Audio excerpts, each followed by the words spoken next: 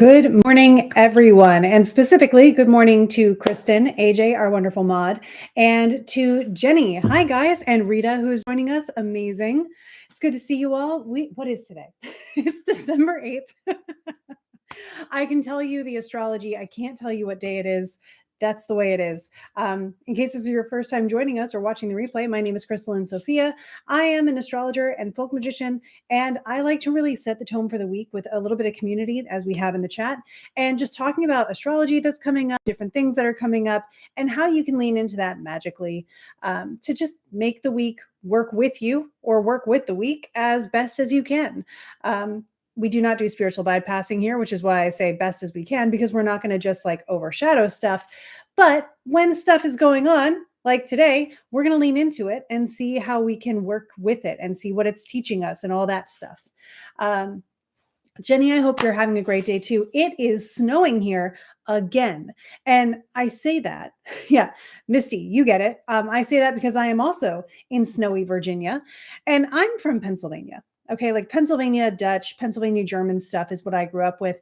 I'm used to snow, and in fact, we had less snow in recent decades than we did when I was a kid. Like when I was I used to get lost in the snowbanks when we would have snow. And so here over the weekend, my husband had a 3-day weekend because they got a little more than an inch of snow, and that canceled everything. And then last night they started calling for snow again. And so the schools are closed again. The kids got a 4-day weekend, like lucky them. But that made my walk this morning all the easier. I walked past the schools because there are schools everywhere down here, and which is great. But that made my walk easier because I didn't have to worry so much about traffic. As you might imagine, in the last 3 months, my awareness of traffic has increased. Getting hit by a car will do that to you. But yeah, the snow started kicking up on my walk back. So it was actually kind of pretty. I was listening to The Hobbit as narrated by Andy Serkis, which is really nice. And that really helped with the atmosphere as well. Yeah, so we are actually, they're calling for here in Richmond, I think they said 3 to 8 inches, which is quite the spread. But that's a lot for here. So I imagine Dan will be able to come home early, which is nice for him too. Yeah, I wish it was snowing for you. Oh, Jenny, but it's cold, just cold. Yeah, if it's going to get cold, a little bit of snow is good. The thing I do like about Virginia is that when we get snow, it's only a couple inches, and they don't have a lot of snow plows down here. So you don't get those ugly snowbanks that then get all dirty and turn into mud and then like make the pretty stuff go away. It just stays pretty. And then eventually the sun takes care of it. And literally we had snow for a day and then it reset. So now we're going to have this for maybe 2 days and we'll see. Oh, Rita, it's your birthday. Happy birthday. That is so cool. Yeah, so if today's your solar return, that's going to be fun. I'd be interested to hear what your Time Lord is by perfection, to see if it's Saturn or Mars, because today is the square between Mars and Saturn. And the headlines have already been kind of interesting about that. So yeah, this is the day where I'm looking for some activity in the headlines potentially. Yeah. No deep freeze like Winnipeg. It's -20 Celsius. Yikes. That is quite cold. That is quite cold. Yeah, no, I prefer not that cold. I do not do well in the cold. So I actually prefer being down in Virginia. I do like the snow and I appreciate it, but it was also like 33 degrees this morning. It's 35 now. So I'll take it.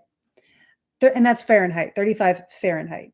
So is that where you, yeah. Near where it's Arctic. Yeah. Sheesh. Yeah. That's really cool. I hope you're staying cozy, comfortable, and safe, and then also enjoying whatever nature's offering. So yeah, I've mentioned it a little bit lightly. This week we've got some transits that are cool. And things that we can talk about. Neptune stationing direct. Mercury is now direct, headed back into Sagittarius to be, a little bit of a wild card there. Jack is laying on his bed and looking out the window at the snow, which is just the coziest thing I think I've seen in a while. He's a happy boy. And today we have the Mars and Saturn square. going on. So if any of that strikes your fancy, let me know and we'll focus more on those. But I can also just go into it from the start. Shauna, good morning. Cozy coffee day for sure. I'm sure. I already had my coffee this morning, but I want more. Not because of the caffeine, because of the coziness. Fortunately for me, I guess, caffeine does not have an effect on me. So exercise has to be my wake-up call every morning. Cool. So I think I'm caught up on saying hello to everybody.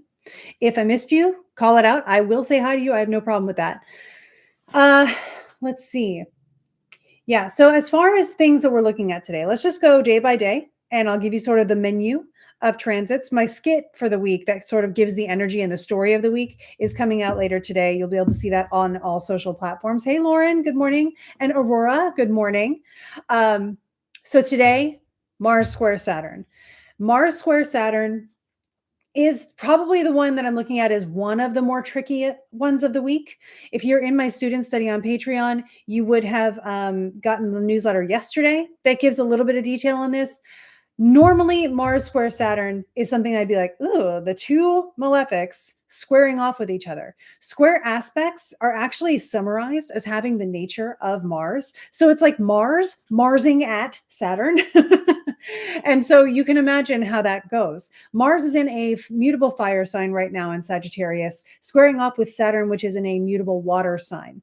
Neither of the signs, Saturn being in Pisces, Mars in Sagittarius, give any particular dignity or detriment to these planets. So they're in a pretty neutral position. What we would actually call that is peregrine, like the falcon.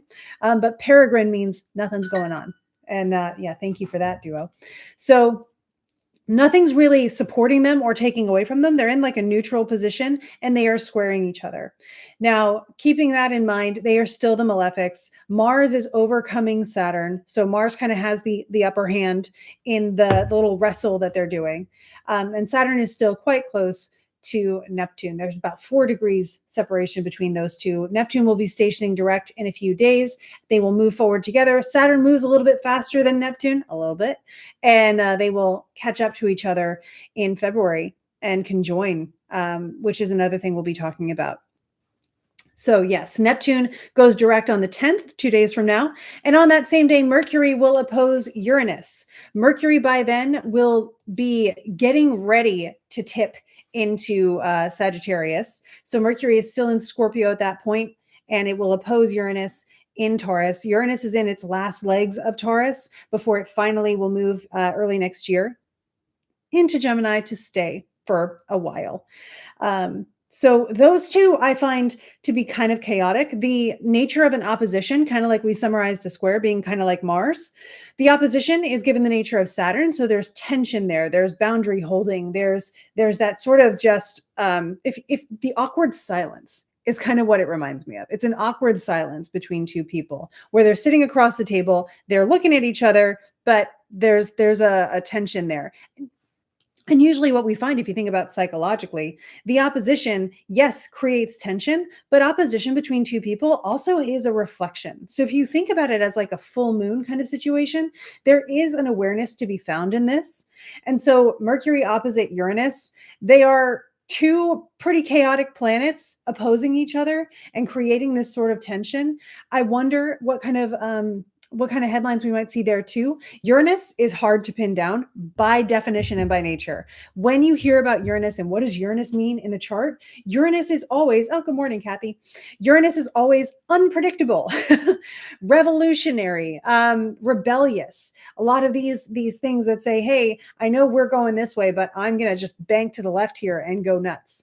I was walking with Dan through the woods the other day, and all of a sudden he just took off and serpentined through the woods. That was very Uranian of him. So you can imagine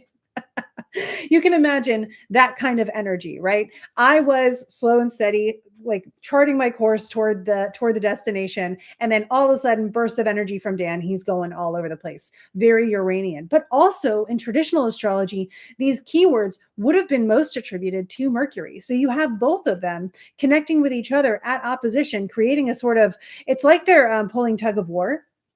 But in this case, because they are pulling that rope tight between them, if someone's going to trip over it, it's going to be us.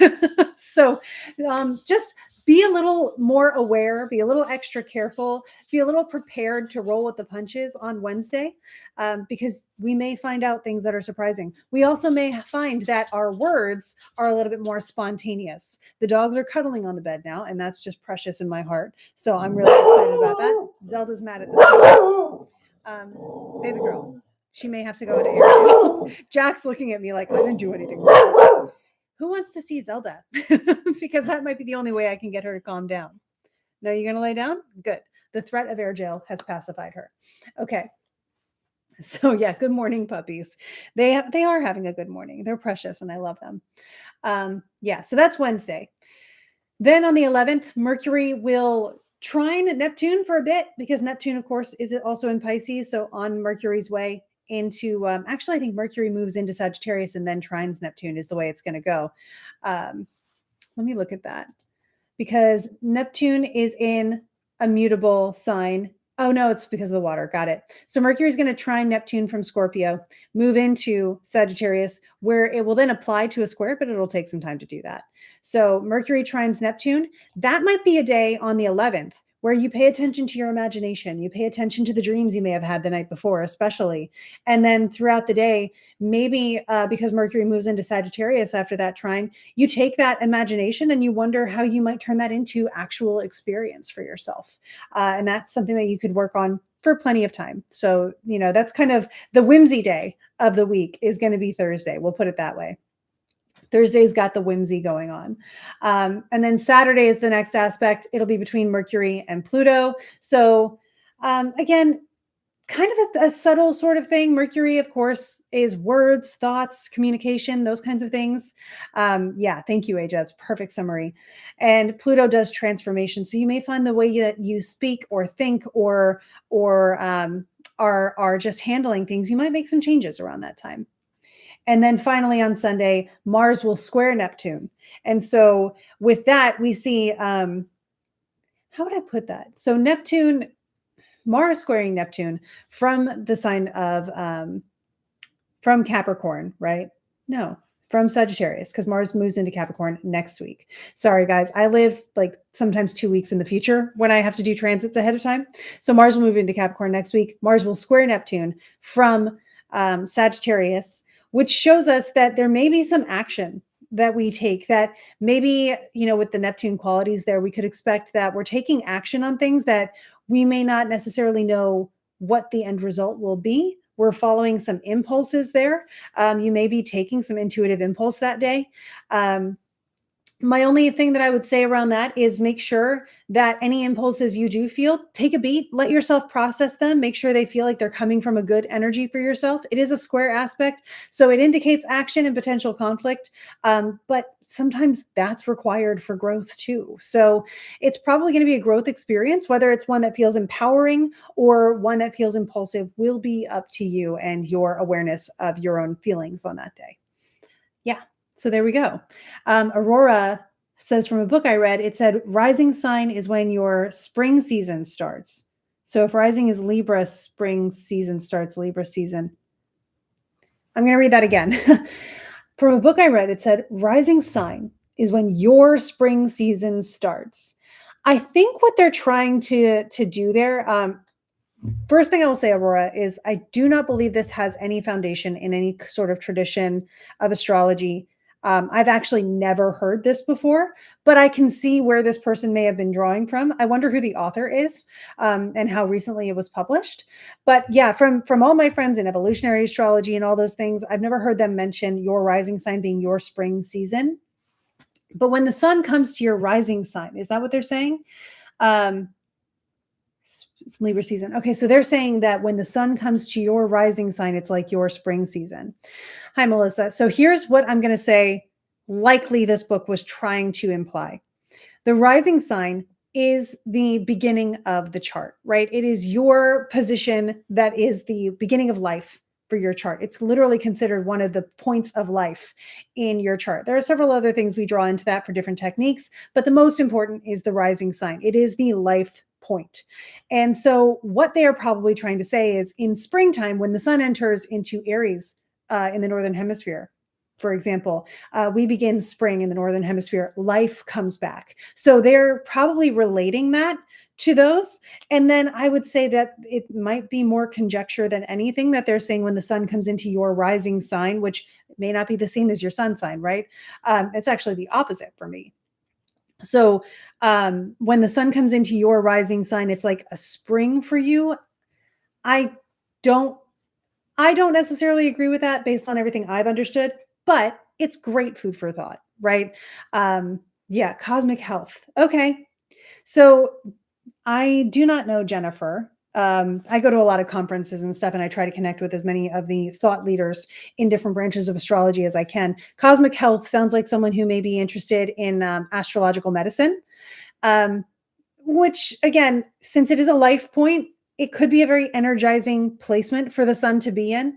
I would look for the sun to be close to your rising degree in that case. Um, yeah, so it's an interesting thing to think about. Thank you for bringing it up because I will ponder it. Um, but yeah, is there any question around that, Aurora, that you were wondering about, like what it could mean or anything like that? Because we can follow the path that you're kind of on, having read it, and I can piece it together with the knowledge that I have as much as is available to me, and then we'll just kind of research it together in the chat here, which would be fun.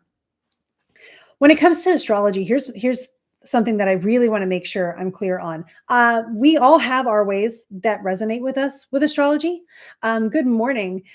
So when it comes to different schools of thought with astrology, you can go different directions with it. The sky does not care what we're saying about it. As long as we get the message accurate, it's good to go. So the same way that a musician can play, a song by Beethoven, but they can do it in a way that expresses their way, they're still playing that song. And so you could say it still resonates in that way. So I don't like the idea of saying one astrology is better or more right than the others. I do, however, try to make sure that we also don't take it a little bit too far in some ways to actually um, to blur the lines too much as to make astrology incomprehensible in the end, just like you would with someone else's song. Like if you're playing Beethoven, you want to stick to Beethoven and you can embellish, but eventually if you embellish so much, it's not Beethoven anymore. So that's the one thing. I find it helps because summer feels like winter for me, and winter felt like summer, so it fits. I've tried it for a year and it has helped me. If it's helped you, I say keep going. Like if eventually it doesn't help you anymore, you can always change your course. But yeah, if it's helped you, um, I would love to know, what do you feel it helps you do? When you say that winter feels like summer for you, that's interesting to me. I was born in spring. My rising sign is in fall. I love both seasons, but I have noticed, to your point, as I've gotten older, I used to love spring. I loved spring so much because I hated winter. But now I really appreciate the coziness of fall, and I really appreciate that time of year. It's become a favorite of mine, probably more than spring. So I can see how we might be on a similar thread there. Yeah, I hope that was helpful. But thank you again for bringing it to my attention. The coolest thing about astrology is there's just so much to learn. So, yeah, cool. Yes. So, good morning to everybody who's joined us. I appreciate you all being here. Yeah, and Aurora, if you wanna keep following that thread, we can keep talking about it because I find it pretty interesting and I'd love to understand it better. Yeah, so that's the summary of the week. Next week, of course, we're going to have plenty to talk about. When I started daily meditation a few years ago, Carl says, I started to really love the dark mornings of winter. Agreed. So here's something that may pull from traditional stuff and really contribute to this. Ficino, who wrote the 3 Books of Life in Renaissance Florence, the book looks like this: 3 books on life. Ficino was a doctor, a priest, and an astrological magician. So he got very much into astrology in lifestyle, astrology and remediation and magical work. One of his main goals was to help his mom live a really long time. Apparently he succeeded. So that's really cool for him. So this is a really great book. It also does a really good job. I actually imagined Ficino would have an exalted Venus for the way it's written. He tried. He wanted one too. He actually thought he had one too. Turns out he had a Saturn situation that he was less excited about, and spent a lot of his life trying to remediate that. And that's where a lot of his education comes from. And so I see your question, Jenny. I acknowledge it. I'm going to get to it in a second too.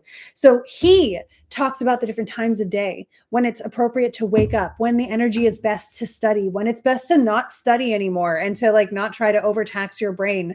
He says that getting into scholarly pursuits is also a melancholic thing. So it can be depressing because you're spending all your time in your head, inside, all this stuff.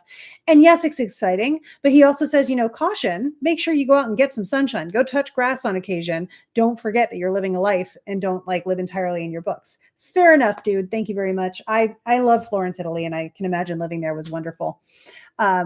So yeah, he probably would agree to some extent about that kind of stuff. And he would have known about rising signs. I don't know that he says anything similar to that in the book, but I can imagine talking to him. He would probably relate to some level on all of that.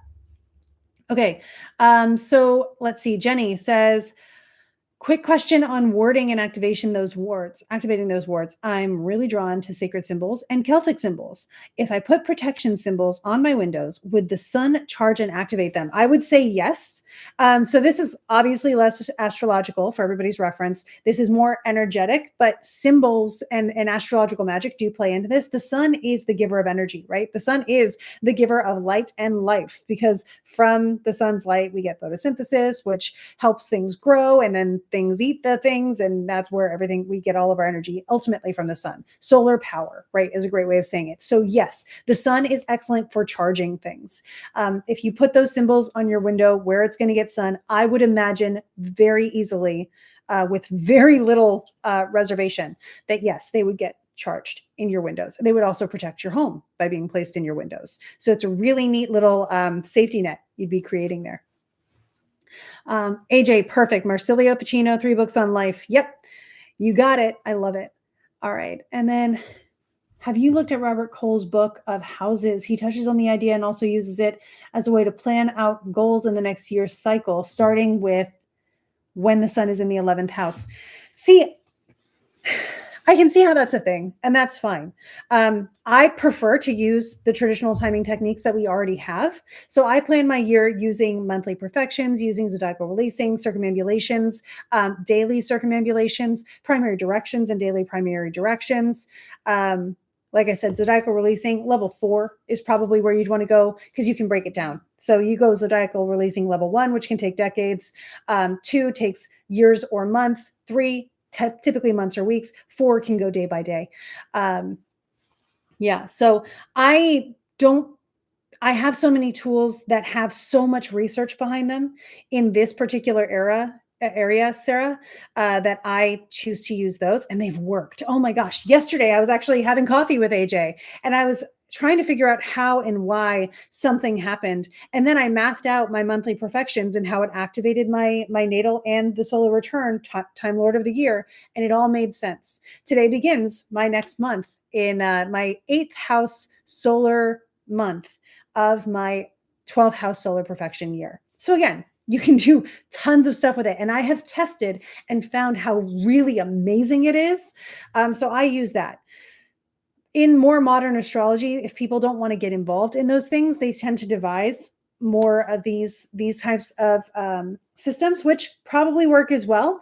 But I love just how mechanically accurate the older techniques are. And that's why they appeal to me so much. Yeah. So, start when the sun is in the 11th house. Yeah, cool. So that, like, in someone's case, you have the sun in the 11th house, that will probably help you with certain things, right? Which I don't see any reason not to do it, but I feel like my brain is much more drawn towards the like really specific kind of stuff I've got over here.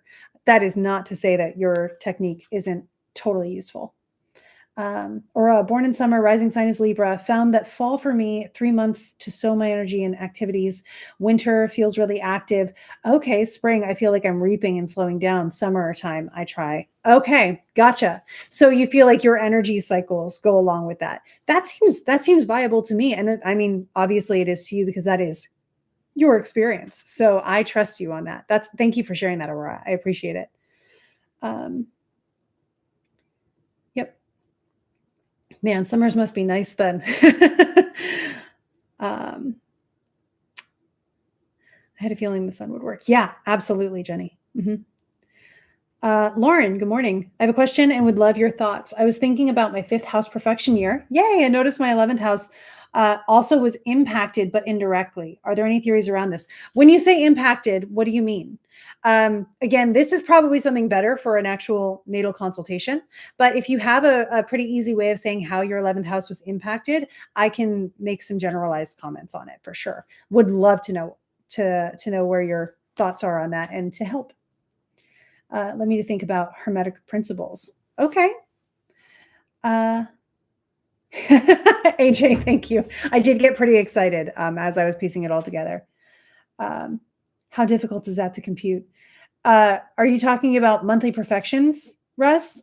So monthly perfections are really easy to compute, actually. Depending on it's a little pedantic, in my opinion. When I was learning monthly perfections, you can either go from the what my birthday is on May 8th, right? So today is December 8th, which means I know I have a new month starting because the sun is going to be roughly at 18 degrees and some of Sagittarius today. And in fact, I don't think it, what is it? It's at 16 today. So this is a great example. What we get is on the 8th of every month, roughly, I can say, ooh, it's the 8th again. My month starts over because the sun is going to be near my solar degree, even though it's in another sign. So I'm looking for 18 and some degrees of Taurus, but I would look for either the 8th of the month to round it out, or more specifically, I should wait 2 days and say at 18 and some degrees of Sagittarius, the sun has covered another 30 degrees, right? So it's every month gives you a new thing. So I'm in that phase of right now where I'm entering into a new thing. And you would just start with the year of your annual perfection. So I'm a Scorpio rising, but my sign this year is my 12th house Libra. Libra becomes the starting point. So from May 8th to June 8th, essentially, you would have that's a Libra month. Then from June 8th to July 8th, that's a Scorpio month, and so on all the way around. And you'll end up right back to where you started because it's 12 months out of the year. Yeah. So I hope that helps. Down to tier 4. Oh, you're talking zodiacal releasing. Zodiacal releasing is much more particular and requires much more specific data because it is based on the position of your lot of fortune, which comes from its own formulaic calculation of the distance between your sun and the moon, and then putting that distance, calculating that same amount of distance from your ascendant, one way or the other, depending on if you were born day or night. And there's studies going on right now in astrology where we're trying to figure out if the day and night separation is accurate. I'm in club. Yes, it is. I was born at night, and I find the nighttime calculation difference does work better in my own calculations. But it's a very ripe area for research, which I love. Yeah, yeah. Cool. Yeah, it is your personal weather forecast. That's what I do with solar returns. In my general consultations, I will do your solar return stuff and kind of say this year, based on your solar return chart and your perfection and your zodiacal releasing, circumambulations, primary directions, tons of stuff. Here's where we're going. In one of my hour-long, more detailed ones, I do go month by month as well. I bring in the circumambulations, the monthly perfections, and the solar return and the natal chart into all of that. And I take it month by month to see what's most active. Yeah. So Sarah says the 8th house is related to your birthday, not the grave your sun sign. The 8th, yes. So the 8th is the day of my birthday. I was born on May 8th. The degree of my sun sign is going to change because our calendars today have like 30 and 31 and 28, and you never really know. It doesn't go by the sun anymore, right? It's just this standard we've created. And so the sun is not going to be on 18 degrees of the sign every month on the 8th because the months vary. So we would look for either you approximate and say, okay, it's around the 8th. My new month is starting because I was born on the 8th. Or you look at the chart and say, oh, the sun will be at 18 degrees and whatever my sun is, it'll actually be on the 10th. And that's when I would say, okay, that I would take as more of your specific one. But for a rough calculation, I'd be like, I do use the 8th. You can go either way. It's going to be approximate and a little bit blurry, but it still works, right? It still works. So instead, you follow the degrees of the planets of your chart and the degrees when they are matching your natal chart. Yes. So If you want the most specific and you're prepared and willing to look at the chart to do this, which is not hard, you just look at the chart for the moment, memorize your sun degree, and say, oh, is the sun in Sagittarius at the same degree as my sun in Taurus? And if that's yes, you're in a new month. Congratulations. Your sun degree is 18 and your birthday is the 8th. So just working with what feels best for the timing looking for. No, it's not working with what feels best. It's just saying it's going to be around the 8th anyway. So this is a both and situation, right? It's like saying, I need a pound of something, but you get a pound and 2 ounces, right? So you can say, oh, it's basically a pound, but it's actually a pound and 2 ounces. There are 2 ways of doing it. One is the just kind of go by the calendar because you don't want to look at the chart right now, or you can't look at the chart right now. And then the other is get the specifics. So if someone asks me why weight, right, I would say, oh, I'm between this and this number because it fluctuates. Or I could go up and weigh myself on the scale and say, today I am exactly this weight. It's the same. So you're just saying, oh, well, it's around the 8th, so I'm probably in a new month because the sun will be close to that. Or you can look at the chart and say, oh, nope, exactly. I am not, or I am in the new month. You're just approximating until you can get the specifics. I hate math, Kathy. I notice how my community and networks evolved as I evolved in my own self-expression. So there seems to be a cause and effect in play. The 5th house was the cause and the 11th house shows the effects. Okay, Lauren.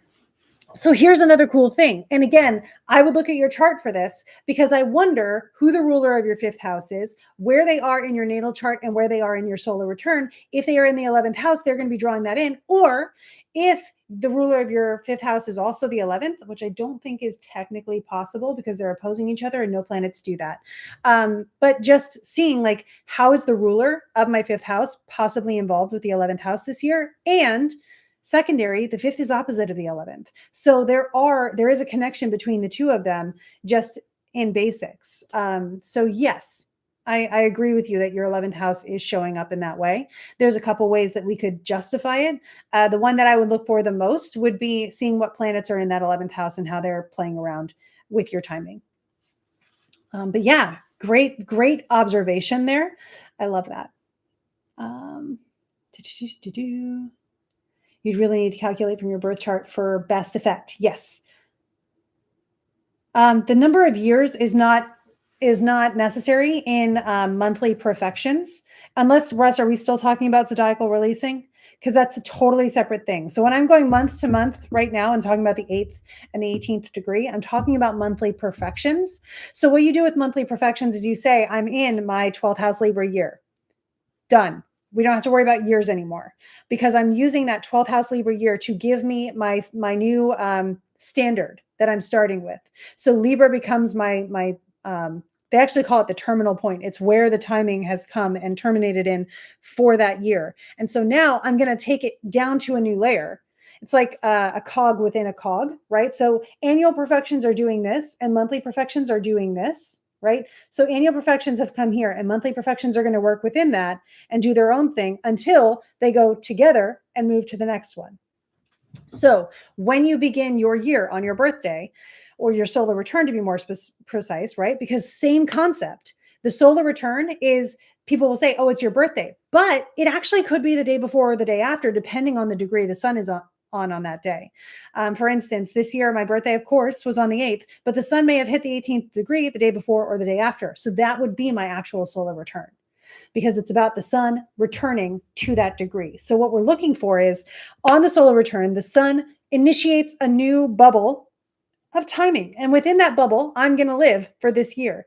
And so if I want to say, well, more specifically, month by month, what's going to go on, I would narrow that same pattern down to a monthly thing. So rather than a solar return annual, I look for the solar return monthly. So I would look for 18 degrees Taurus, 18 degrees Gemini, 18 degrees Cancer, all the way around. And that becomes the monthly solar return, which begins my new month in that time. And so then I look at that. You don't need to pull any more charts for that necessarily. You would just understand that it's kind of, the ancients called it handing over its authority. around. So think about playing hot potato. Every month, the signs pass off of the potato to the next sign, and that sign does what it does, and then it passes off the potato until it makes it all the way around. Monthly perfections, astrological hot potato. Yeah. That all makes sense. Yay. I think it was more debating how personal year total and literal year total line up. So no real. So yeah, the personal year is like you're going to have a good year, right? So you look at your solar return and you say, okay, you're going to have a good year. These things will happen in it. Just like your natal chart, right? Your natal chart says you're going to have these experiences in your life. And you're like, cool. When? And that's when we begin narrowing down your natal chart with timing techniques. Annual perfections is one of the ways that we say, okay, when is this going to happen? It'll happen in a year when it's activated by a timing technique. Within that year, we look at that as a new sort of starting point and say, in this year, this stuff is going to happen based on the solar return. Cool. When? So then we narrow it down again to months. And you can go deeper than that. I hope that helps. And if it doesn't, let me know. I'll do a better job of explaining. I have no problem with that. This makes sense. I'm in a first house year and in Taurus and soon to be second house year in Gemini. And then I start looking at each month from there for the 30th each month. Yes. So Shauna, I'm guessing your birthday's on the 30th. Yeah, it is, right? Your birthday's on the 30th of December. And so on the 30th of December, you would, and you're in my student study, so you get a consultation with me for that. Don't forget. We will look at your birth chart and we'll pull your solar return. And when we do this, I'll show it to you personally too, because you're in the student study. I'll show you how this works. So I would pull your chart and then I would say, okay, looking at your perfections this year, we're going to do this. And we're going to use your solar return chart for more context. And it's just more complications, like your watch face, right? Yeah, it tells you the time, but you can also set it up to tell you the date and the weather and the amount of steps you've taken today and how much battery your watch has left. We can create complications in our astrology charts as well. Pulling up a chart right now, I don't know if it would be as helpful because it might just confuse us more because we're not working with something specific. Unless I pull up a chart for like a celebrity or something, which we could do. Let me know. You're in a third house year with Cancer, with the moon as your time lord. Would lunar eclipses be more impactful? Yes, Sarah. Similar to what I found in Leo and Cancer risings, feel the effects of them differently. Leo and Cancer feel like eclipses differently? Potentially. I would assume that Cancer risings feel lunar eclipses more and, well, probably both because, a solar eclipse is still a new moon. But Leo risings would probably feel the solar eclipses more because that's the only time the sun actually gets corrupted, so to speak. Yeah, but yes, you would pay more attention to eclipses when the sun or the moon are the active time lords. Some traditional astrologers try to say that the moon and the sun cannot be time lords. But I have not found a good reason to follow that procedure myself just yet. Yeah. Thema Mundi. The Thema Mundi doesn't necessarily, I can't pull it up. It's not just a chart in the thing because we don't actually have a date for it. And we don't know what date would actually make the Thema Mundi because it is just sort of it's, as we've talked about in student study, right? It's sort of a study guide and it was a chart channeled in by Hermes Trismegistus. So solar eclipses, Leo risings, lunar eclipses, Cancer risings is what I'm finding. And your phone dinged.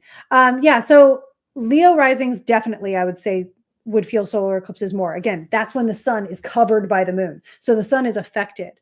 I would actually think for lunar, for Cancer risings, I would still look at both because the sun, the moon is afflicted in a lunar eclipse. It's covered where it should be able to be full. So that's the most potent, but I still think, and this is my personal opinion, but I still think that because a new moon is the moon being invisible during a solar eclipse, there is that sun coming straight through the moon. So it still kind of filters that. And I would still look at it for them.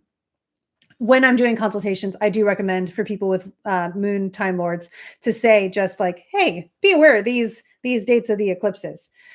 You may notice them more, even if it's not your lunar return or opposition. Yep. Sun and moon. Yeah, I do think that they still count, at least in that.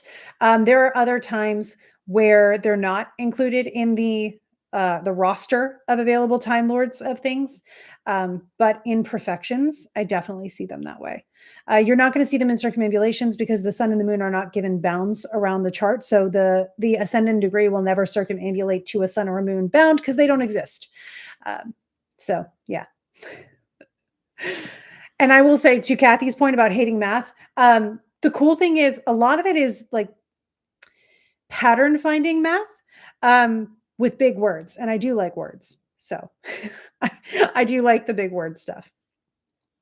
We were reading, my mentor and I were reading through a traditional text the other day, and I had to read a pretty big math related word, something like spherical trigonometric, like that or something. But I read it on the first try. I didn't stumble over it, and I impressed my mentor. But it's like, I have an English degree. It's like, it's the one thing I'm trained for from actual schooling. I can hit those words. Yeah. Yeah. So I hope that all makes sense. One thing I will do, my students will know one of the charts that I've been having a good time with, and I got to pull up a couple things here. Would you like to see an example of how we would do perfections and soul and monthly returns with the solar return? Because I can show you an example, and I'm going to use one of my favorite people who happens to be a celebrity. I don't know her personally. I wish I did. May that happen one day. That would be phenomenal. But I can do that, and I can pull it up pretty quickly and show the chart. So happy to do it. And then I would, yeah, cool. Okay, we got one vote for yes. If this feels overwhelming, I can also just not do it. It's totally fine. Yeah. All right. I gotta, whoops, that's not what I wanted to do. It still worked. I am just getting the pages set up here so that we can have what we need. I need traditional. Okay, and then I'll come over here and we'll go to charts. You know what? We'll just do it within, we're going to do it within AstroSeek because that's a free program that you guys will be able to do it yourself. So I will be able to show you the steps to do it as well. Yeah. Curious how Wednesday and Thursday's energy will be. My son had an interview. I talked about Wednesday and Thursday's energy earlier in the thing, so feel free to watch the replay. If we have time near the end, we are kind of coming up on the end of the broadcast, so I don't want to go back and do it again. Feel free to watch the replay. Yeah. He happens to be a place where Neptune crosses the city as he is in. When you say crosses the city he is in, what do you mean, Sarah? Okay, so I'm going to pull up, and I'm not being cynical there. That may have sounded cynical. I'm just curious as to what technique you're using. All right, so we're going to need this as well. And okay, so we are going to pull up a chart, and I'm going to share the chart right now. Not overwhelming, definitely fascinating. Good to know. Thank you, Shauna. Okay. And Sarah, I'm glad you feel good about it. That's one of the more important things to me anyway. I hope it goes really well. Okay, sharing the chart here. Yeah, cool. So I'm going to have to like share something different each time, but that's okay. I will make it work on my end and it should be pretty smooth. This is astro-seek.com, free website. You would punch in your birth chart information and go down to traditional. And that's where you would get to a chart like this. This is the chart for Julie Andrews. So Julie Andrews is a lovely human being, Mary Poppins, etc. And so we would look at Julie's chart and we want to know, okay, Julie has had her birthday this year already. So that's helpful for us when we get to the solar return. We'll be looking at the solar return for 2025. And so we look down here and we can get to annual perfections and we can find that Julie is in a 7th house Pisces year.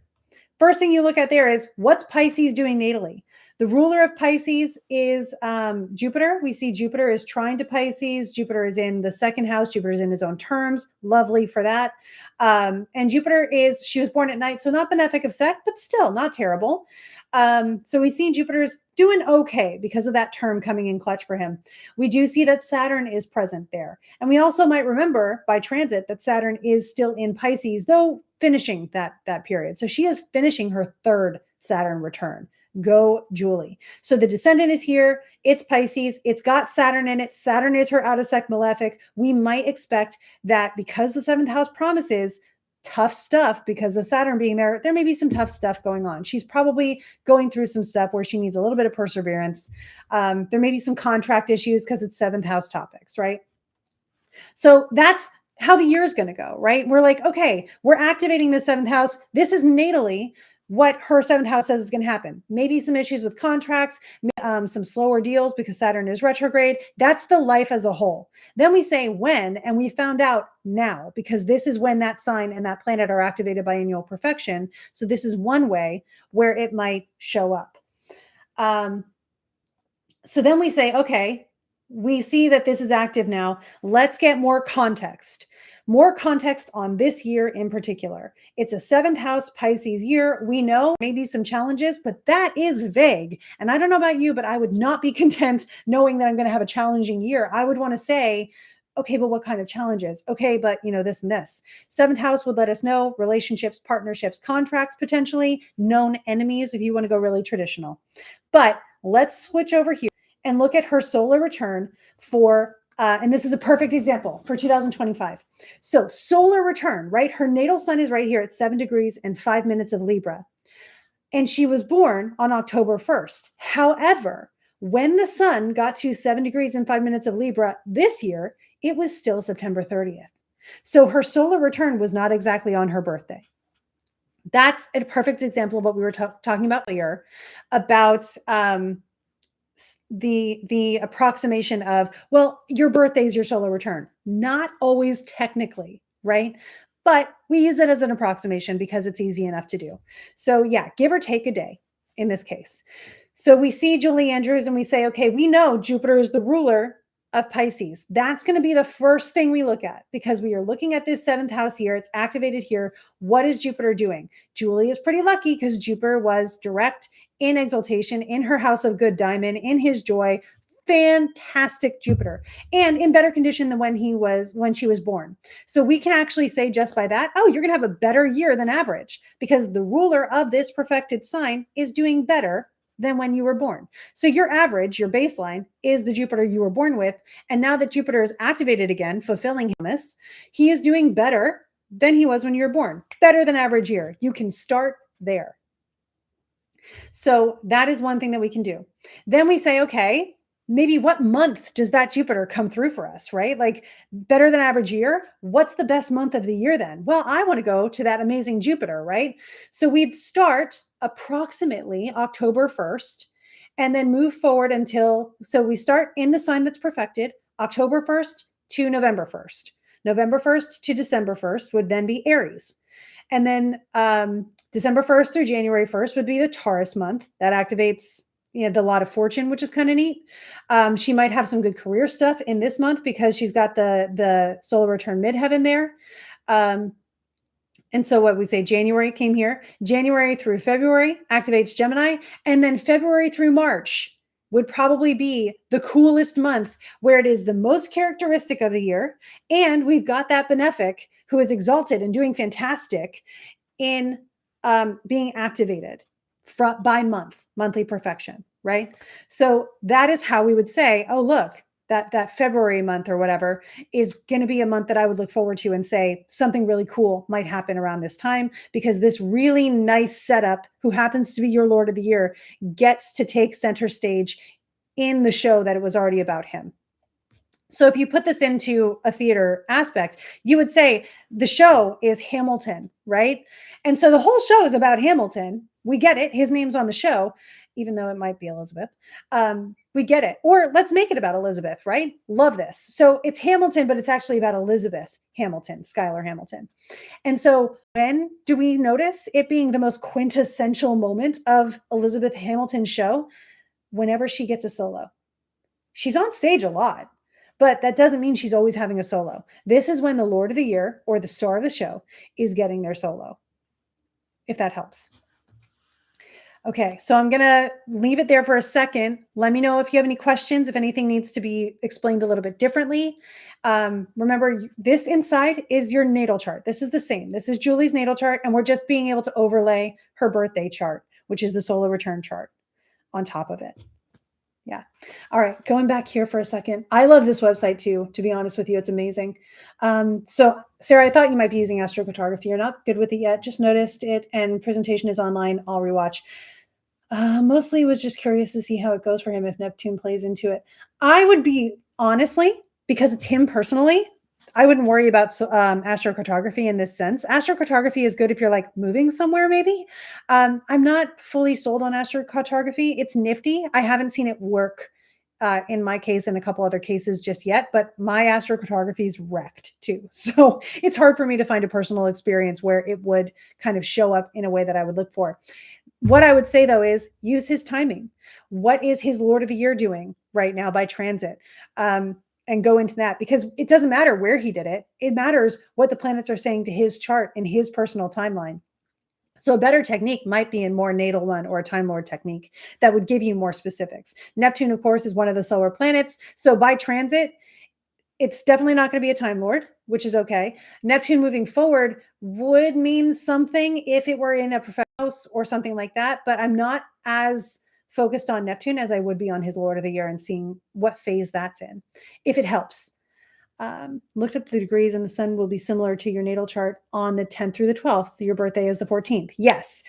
So you also could just calculate your solar return, and it'll show you where that is. And like I said up here, or like you can see up here, when you do it in Astro-Seek, it shows you this is actually for September 30th, even though her birthday is October 1st. It is beautiful, right? And you get, oh my gosh, I have been able to help people so much using these techniques because we can get so specific.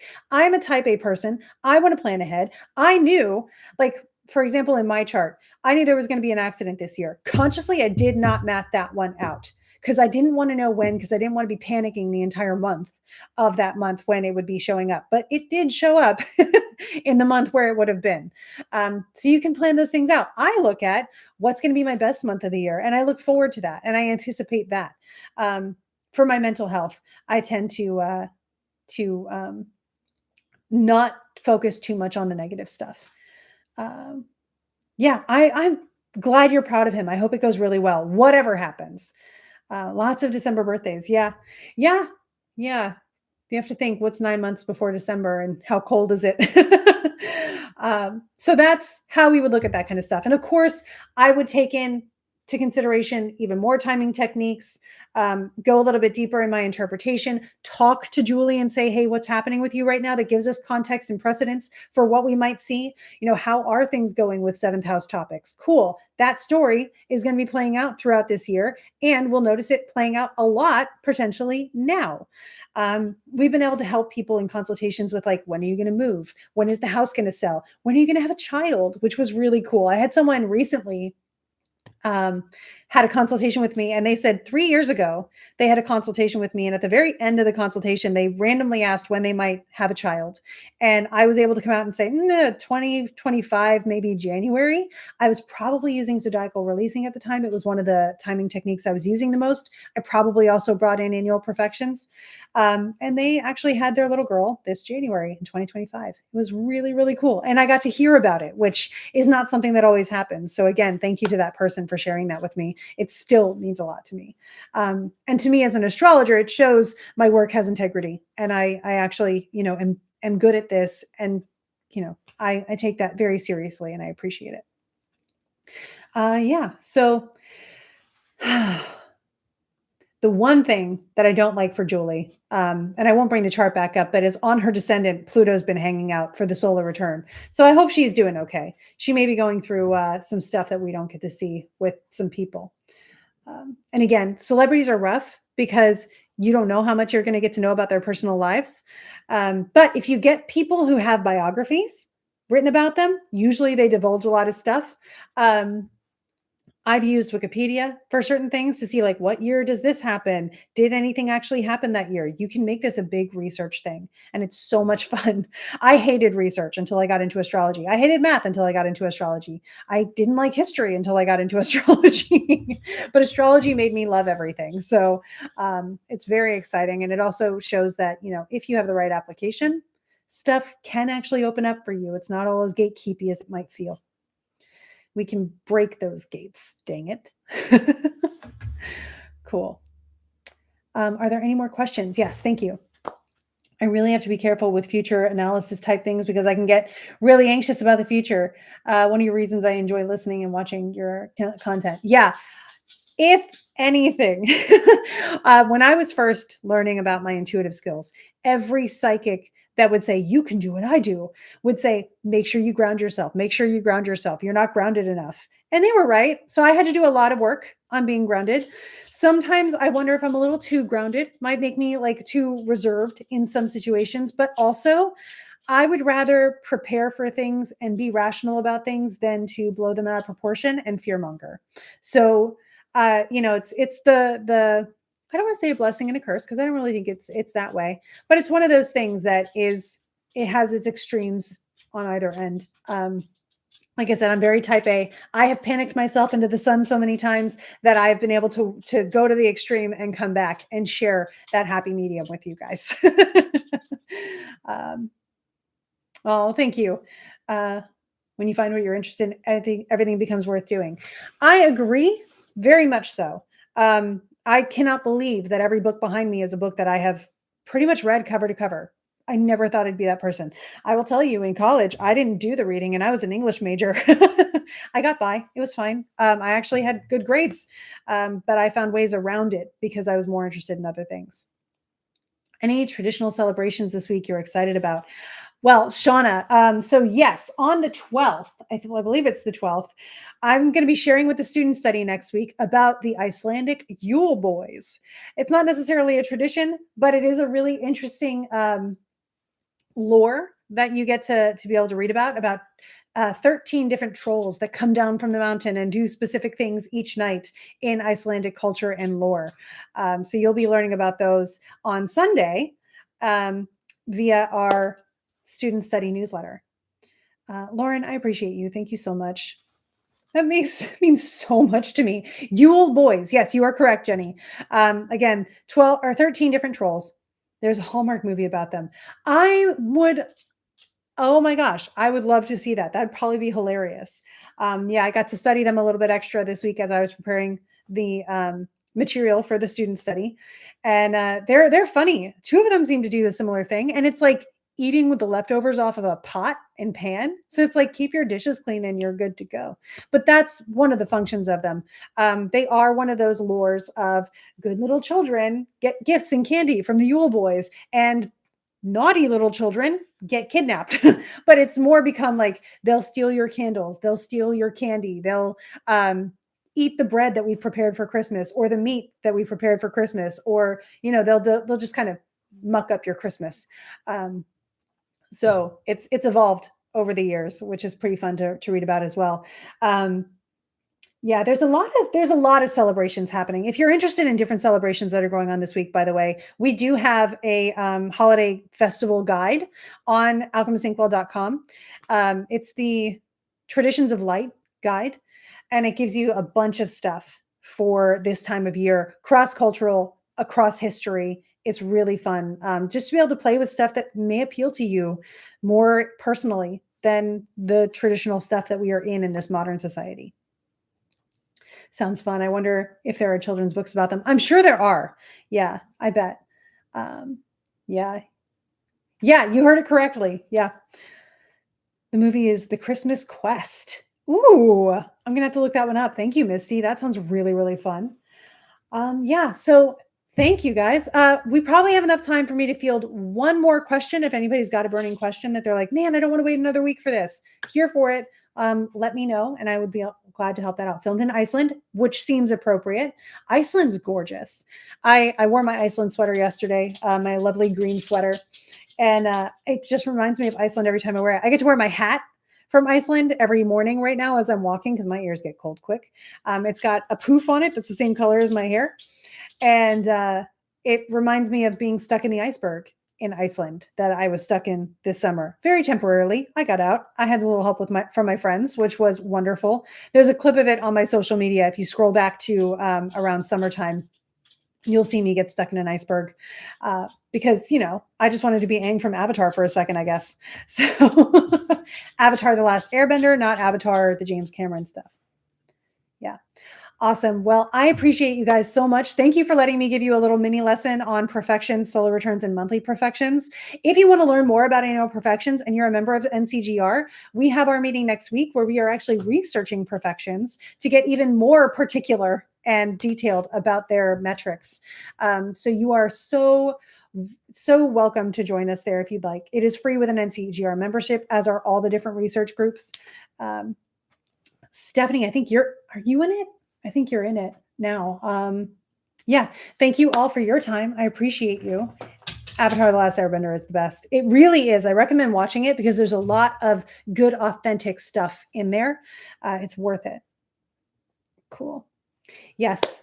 Thank you all for another awesome mood boost. I will be here again next week. The following week, I won't be. So next week, we'll talk about the solstice. We'll talk about the new moon in Sagittarius. We'll get ready we'll cover both weeks next week, which are the biggest weeks of December, because I will be spending the following Monday celebrating my dad's birthday with him. So I hope you guys have a great week. See you on Wednesday for our gaming and cozy gaming and magic. Love to see you there on Twitch, 6 p.m. Eastern time. We're having a really great time. The conversation is getting lovely as it is here all the time. And it would be great to have you there as well. Thank you guys. See you Wednesday and then Friday for the ink spill. Have a really lovely week and stay safe out there in case, the weather's doing weather things. Bye.